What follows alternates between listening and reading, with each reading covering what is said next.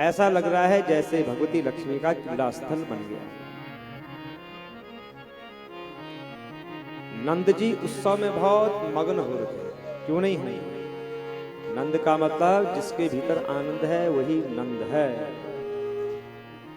गोपान गोकुल रक्षायां निरूप्य मथुरां गता नंद कंसस्य वार्षिक्यम करम दातु कुरुद्वः। अचानक याद आई नंद जी।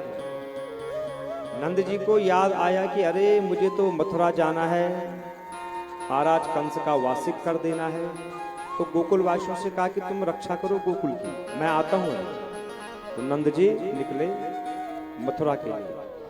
मथुरा में पहुंचे, कंस के पास गए, वार्षिक कर दिया जो भी देना था, दूध दही मक्खन घी अन्न धन। और फिर जाते हैं वसुदेव जी के पास, वसुदेव जी से मिले, देवकी जी से मिले, बच्चों की कुशलक्षेम पूछते हैं। नंद जी ने कहा चिंता न करें, बच्चे स्वस्थ हैं। उसी समय वसुदेव जी कहते हैं नंद जी ज्यादा मत रुको यहां, आप गोकुल चले जाओ। क्योंकि वसुदेव जी जानते हैं ये कंस है, ये शांत रहने वालों में से नहीं है। तो नंद जी विदा मांगते हैं और अपनी गोकुल की यात्रा करते हैं। चलते चलते मार्ग में सोच रहे हैं हे प्रभु मेरे गोकुल की रक्षा करना। और सच में यहाँ कंस ने एक भृत्य को भेजा। कंसेन परहिता घोरा पूतना पालघातिनी शिशुश्चार निगनंती पुरग्राम व्रजादिषु। एक पूतना नाम की क्रूर राक्षसी, इसका एक ही काम रहता है, जहां भी छोटे बच्चों को देखती है उनको मार देती है और उनको खा लेती है। एक दिन घूमते घूमते अहीरों की बस्ती में गई, नगर में गई, शहर में गई, गांव में जाती है, बच्चों को ढूंढ रही है। चलते चलते पहुंची गोकुल में। जैसे गोकुल में आई देखा पनघट पर गोपियां हैं। अब सोचा कि अगर मैं राक्षसी वेश में जाऊंगी तो मुझे पहचान जाएंगे, सब डर जाएंगे, बच्चों को छिपा देंगे। तो अपना सुंदर रूप बनाती है। इतनी सुंदर बन गई पूतना कि गोपियां भी देख रही हैं। अरे ये कौन आ गई? अरे लक्ष्मी जी आई है, क्यों नहीं आएंगी? अपने स्वामी के दर्शन के लिए आई है। कैसी लग रही है पूतना? ताम के ही सबंध व्यतिशक्त मल्लिका बृहन्नितंबा सतघन चितघन आनंद घन घनीभूत हैं। इतने आनंदित हैं भगवान की वहां दुख कभी जा ही नहीं सकता है। भगवान के भीतर इतना ज्ञान है कि वहां कभी अज्ञान जा ही नहीं सकता है। भगवान क्या है? प्रकाश स्वरूप है, ज्ञान स्वरूप है। और पूतना क्या है? अविद्या अज्ञान है।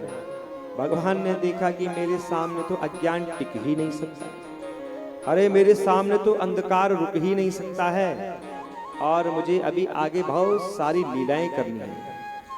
इसलिए भगवान ने आंखें बंद करी, पूतना ने उठाया, सीधे ले गई अंतरिक्ष में और दूध पिलाने लगती है। दूध भी कैसा है?